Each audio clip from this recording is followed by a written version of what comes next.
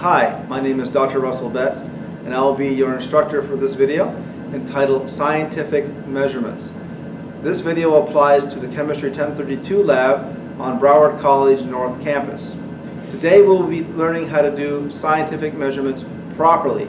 We'll be measuring distance, we'll be measuring volume, and we'll be measuring mass. Part 1 of this lab requires us to measure the distance of a straight line. To do that, we will be using a ruler. On the instructor's bench, you will find an assortment of different rulers. Please come to the front and grab one. We'll be measuring volume using graduated cylinders. Those can be found by the fume hoods in the laboratory. On either side, on both the left and the right side of the fume hood, you will find a small, medium, and large graduated cylinder. Well, in addition, we'll be measuring the volume of a test tube using a Buret, a graduated cylinder, and a beaker. After that, part 3 of this experiment, we'll be measuring the volume of solid objects, first by direct measurement using a ruler. So to do direct measurement of a solid object, pick one of these 3 pieces of metal. They're quite uniform in shape. Measure the length, width, and height using a ruler. We'll be doing what's called volume by displacement using a cylinder and a graduated cylinder, which we'll get to later on in this video. And the last thing we'll be doing in part 4, we'll be measuring mass using an analytical balance. And what you want to do there in the part 4, which we'll get to later on, is you're going to want to record the year and the mass of pennies. And then you're going to chart that or graph that using the graph paper that's in the back of your textbook. So that's the quick introduction to this lab. I'm going to now go around the lab and show you how to use the different analytical devices that we have and the different measuring devices. And I hope that this video will allow you to come to lab feeling more confident and able to perform the experiment in a timely manner. So I'll see you.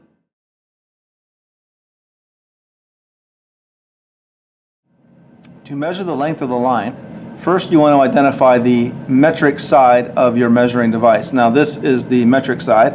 It's graduated in millimeters and centimeters. So that's the first thing you want to do. The next thing you want to do is identify the value of every little line or every little tick mark or every little graduation on this device. Let's take a look between 5 and 6. This 5 indicates 5 centimeters. This 6 indicates 6 centimeters. Now between here and here is 1 centimeter.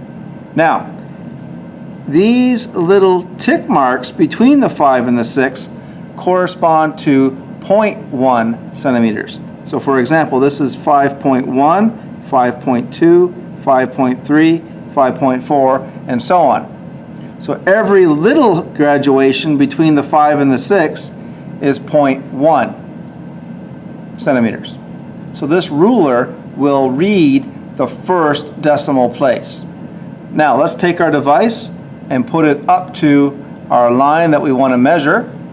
From the 0 side of the ruler, place that against the left-hand side of the line as best you can. Looks like it's got it. And then line the right side up with the other side of the line. And there we go. Looks pretty good.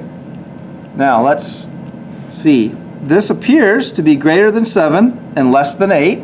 So it's going to be 7 decimal point. Now, for my eyes, this looks like it's just below the 0.6. It's certainly bigger than 0.5, but to me it looks like it's just below the 0.6. So I'm going to say this is 7.5. That's the first decimal place. Now we have to estimate one more digit. We need one more digit in this measurement, and that will be the estimated digit.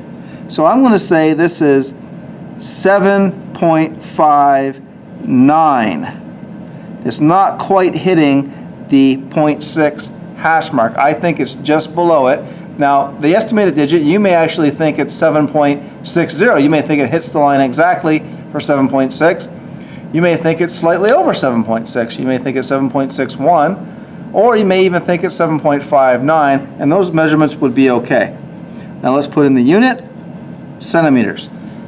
7.59 centimeters would be that measurement for that line. That would be 3 significant figures. This digit, although it's the estimated digit, is still extremely important and must be there for your measurement to be correct.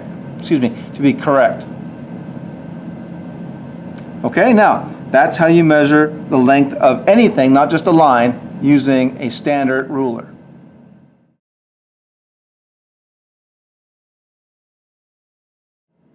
Part 2 of this experiment requires you to measure volumes using 3 different sizes of graduated cylinders. Here is what it will look like when you get into the lab, and it will be located on the left hand or the right hand side of the fume hoods. Now let's take a closer look at the meniscus of each one of these graduated cylinders so that we can get a good and proper measurement of the volumes in each graduated cylinder.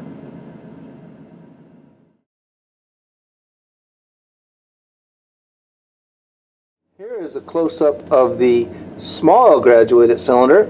Now again, you're going to want to make sure you understand what each one of these little hash marks represents, or little graduations represent, before attempting to read the volume. So let's see, this is 6 and that is 7. So between here and here is 1 milliliter. So between here and here is 1 milliliter. That means from here to here, every little hash mark in between 6 and 7 represents 0.1 milliliter, or the first decimal place. So let's take a look here. This is 6.1, 6.2, 6.3.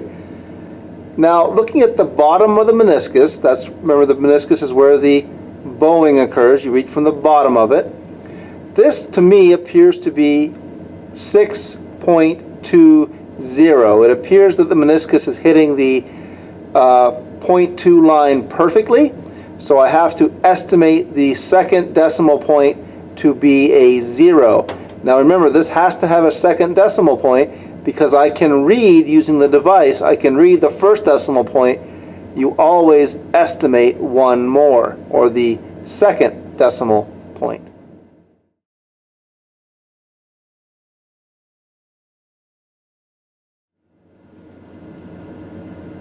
Here is the close-up of the 100 milliliter graduated cylinder, or the medium of the 3, the medium size one. Now we're trying to get a nice close-up of the meniscus, and we can kind of see where it is. It looks pretty good. So let's take a look at the graduation. So the first thing you really want to do when you're looking at a new measuring device is look at what every one of these little marks mean. Let's take a closer look. This is, for example, 80 milliliters. This one up here, this is 90 milliliters. Every one of these little tick marks, or graduations between 80 and 90, actually correspond to 1 milliliter. So this, for example, is 80, that's 81. So we can measure using hash marks to the ones position of the number. So for example, 81. Now we can estimate to the 0.1, or the first decimal point. So to me, this meniscus appears to be just below the 83, but certainly is not touching the 82. I'm going to say this volume is 82.5. It's not quite 83, but it's certainly not 82, so it's 82.5, or you could have said 82.6, and you would have also been correct.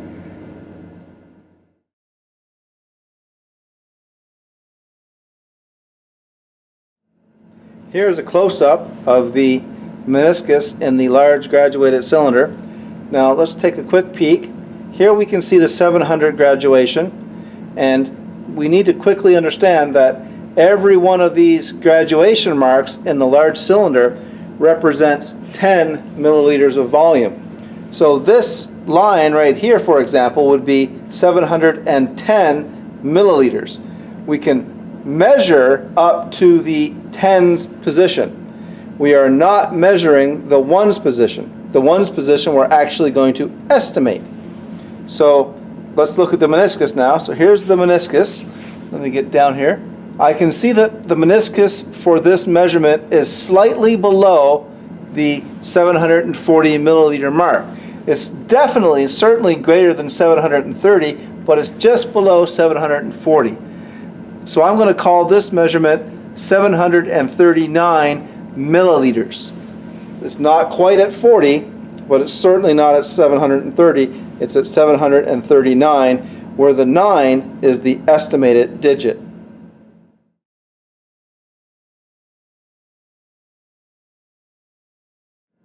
This device is called a Buret. It's used to measure volumes very accurately.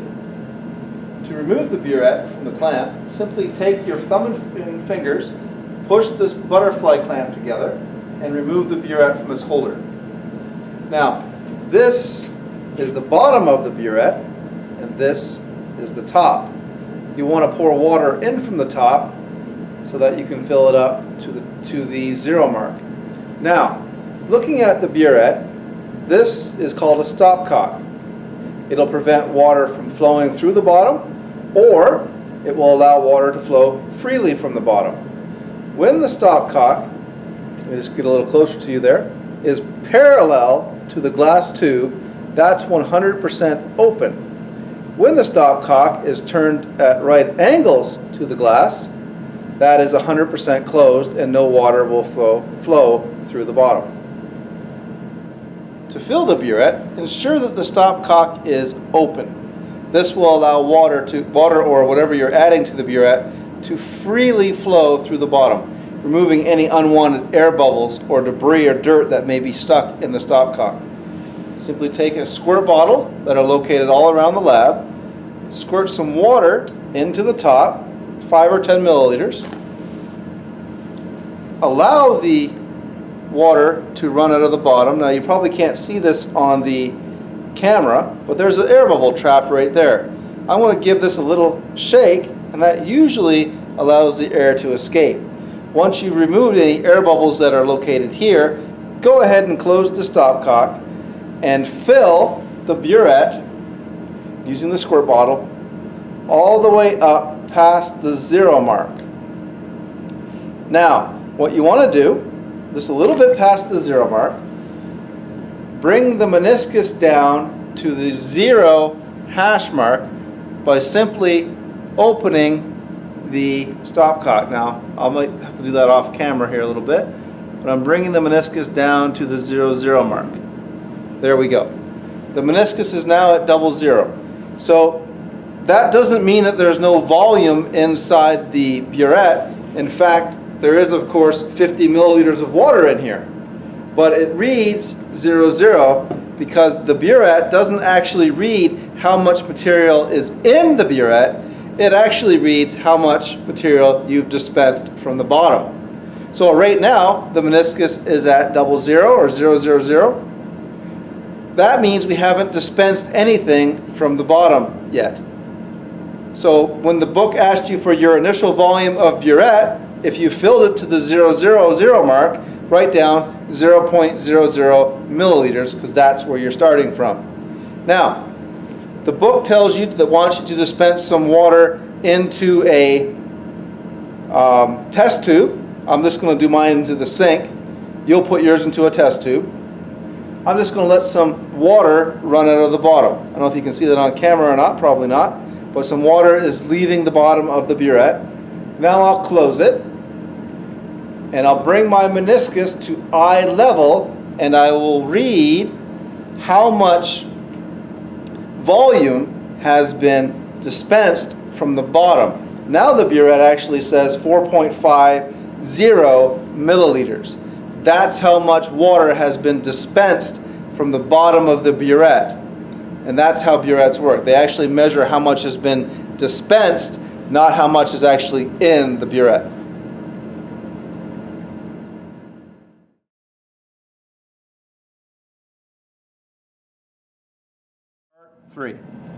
Part 3 of this experiment asks us to measure the volume of an object using a ruler.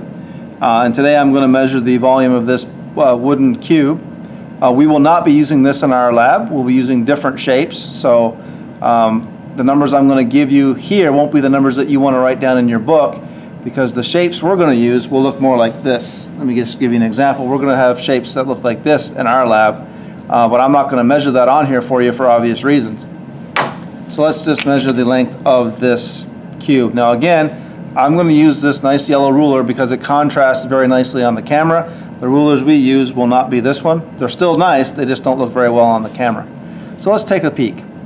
Let's first measure the length, the width, and the height. So let's measure between here and here. So line up the 0, like this, and measure the length. Now remember, you have to have an estimated digit.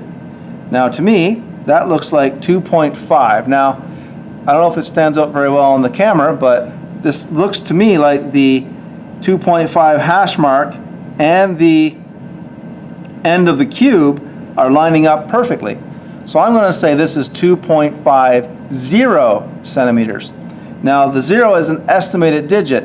Some folks say, well, it's not that important, it's a 0, but the 0 is absolutely critical because it gives us a third significant figure. It gives us a little better measurement. So that's the length. Now I'm going to measure the width. Now just turn the ruler if you like, place it against the block, and make sure the 0 lines up with the edge as best as you can. Now to me, that looks like well again, it looks like it's hitting the 2.5 hash mark exactly. So I'm going to say that's 2.50. And again, that 0 is important. It is the estimated digit. And now I'm going to measure the height, or the third dimension of our object. And to me that looks like it's just slightly, let me line up the 0 here a little better. There we go. To me it looks just slightly bigger than the length and the width. So I'm going to say this is 2.52. The 2 being my estimated digit, 2.52 centimeters. So now I measured the width, 2.50 centimeters. I measured the length, 2.50, and now I've measured the height, 2.52 centimeters. Using the formula for volume, length times width times height, I can get the volume of this cube in centimeters cubed.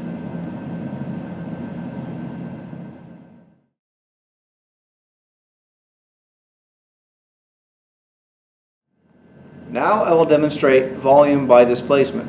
To perform this experiment, you will need a piece of string, an object to determine the volume of, and a graduated cylinder. To perform a water displacement experiment, or volume by displacement experiment, you will need to fill this graduated cylinder with enough water that it will cover or fully submerge this metal object. So make sure you add enough water that it will fully submerge this object, but not too much so that when this object is submerged, the volume of water will go above the graduations of the cylinder. So let's add a little bit of water to this graduated cylinder. I'm just going to use a squirt bottle. Okay. Now, determine the volume of the water in the graduated cylinder. So I'm going to just turn it towards me so I can read it real quick. I'm going to say that this is 25.0 milliliters. Let me add a touch of food coloring there to help with the contrast with the camera. Let me just give that a quick shake so we can see it. You won't need food coloring in your experiment. I'm just adding it to provide contrast for the experiment on video. Now, take the piece of string and somehow loop the hook onto the string so that you can suspend it, like so, and gently place the object into the water. Now, by doing that, we've actually increased the volume of water inside the tube. So let's take a new volume. The original volume was 25.0. Now we're at 35.7 or so. 35.7 is the new volume, or the final volume. We started at 25.0 and now we're at, what did I say? We're at 35.7. So to determine the volume of the object, you simply subtract the smaller number from the larger number. and that will be the volume of the object that's in the cylinder. If you want me to calculate that, let me grab a calculator.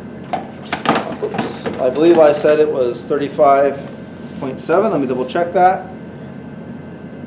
35.7, good enough. 35.7 minus 25.0 equals, the volume of the object was 10.7 milliliters, or if you'd rather, 10.7 centimeters cubed.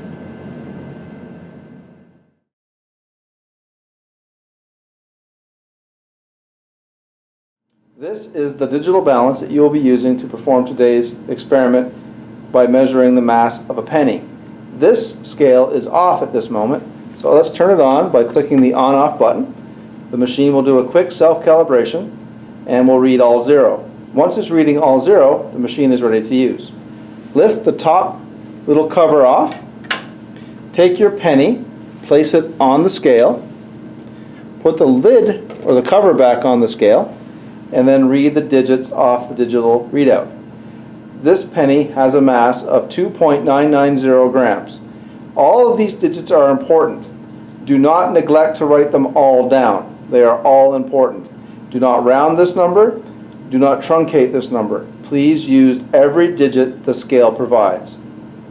Once you're done, simply remove the cover again, grab the penny off the plate, replace the cover, and turn off the scale.